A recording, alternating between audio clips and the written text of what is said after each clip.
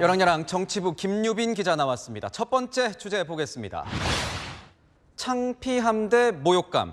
한동훈 장관과 민주당 또 시끌시끌한 것 같은데 무슨 일입니까?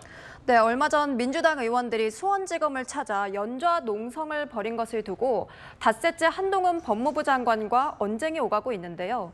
한 장관은 오늘 민주당 의원들을 향해 불리한 진술을 뒤집어 보려고 노골적으로 사법 방해하는 것에 창피함은 못 느끼고 모욕감만 느끼냐고 비판했습니다. 이건 민주당 의원들이 수원지검에 찾아가서 무슨 일이 있었길래 한 장관이 이렇게 말한 겁니까? 네, 닷새 전으로 돌아가 보겠습니다. 민주당 의원들이 쌍방울 대북 송금 의혹을 수사 중인 검찰이 이화영 전 경기부지사를 협박해서 진술을 번복시키고 있다면서 수원지검에서 연좌 농성을 벌였는데요. 무지막지한 해이와 협박을 시도하고 있다는 증언과 정황은 넘치고도 남습니다.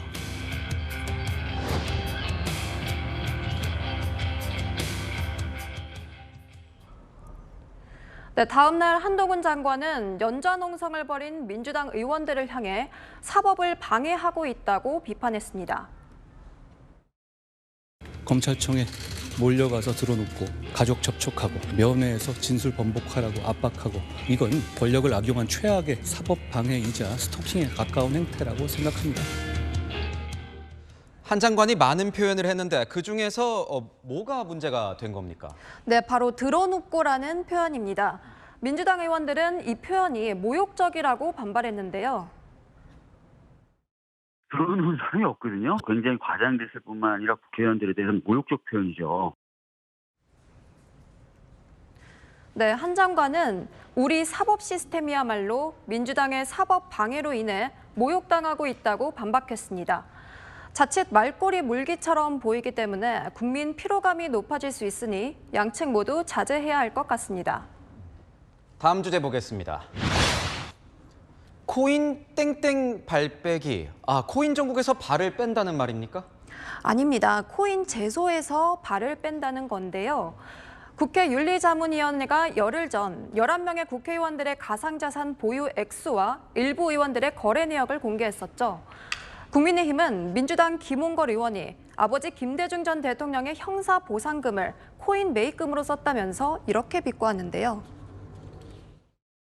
민주화에 헌신한 김대중 전 대통령의 아들로서 참으로 한심한 작태입니다. 민주당은 권영세 국민의힘 의원이야말로 투자 과정에서 이해 충돌의 소지가 있으니 윤리위에 제소하겠다고 반발했습니다. 권영세 의원은 2021년에는 가상자산 과세위회 등 가상자산 관련 법안을 공동 발의하기까지 했습니다. 이해충돌 소지가 다분히 있습니다. 윤리위 제소 얘기가 여기서 나온 거군요. 그래서 어떻게 됐습니까? 네, 양당 모두 윤리위 제소에는 신중론으로 돌아섰습니다. 국민의힘은 김홍걸 의원을 제소하지 않겠다고 못 박았고요. 민주당도 권영세 의원 제소 여부를 판단하려면 시간이 필요하다고 말을 바꿨습니다. 왜 갑자기 태도가 바뀐 겁니까? 네, 국민의힘은 무슨 일이 있을 때마다 정치권이 윤리위에 제소하는 건 바람직하지 않다는 입장이고요. 민주당은 권영세 의원이 코인 거래 내역을 공개하지 않아서 사실관계 확인이 안 되기 때문이라고 설명했습니다. 하지만 정치권 일각에선 김홍걸, 권영세 의원 등 양당 소속 의원들이 모두 코인 문제에 걸려 있다 보니 더 이상 사태를 키우지 말자며 물러선 게 아니냐는 지적도 나오고 있습니다. 상대를 헐뜯다가 유불리에 따라서 발을 빼고 있는 양당 모습에 정의당은 독인, 개긴이라고 비판했는데요. 국회의원의 윤리와 자격을 심사하는 국회 윤리위원회 제소를 아니면 말고식으로 정쟁에 악용하는 일 이제 그만했으면 좋겠습니다.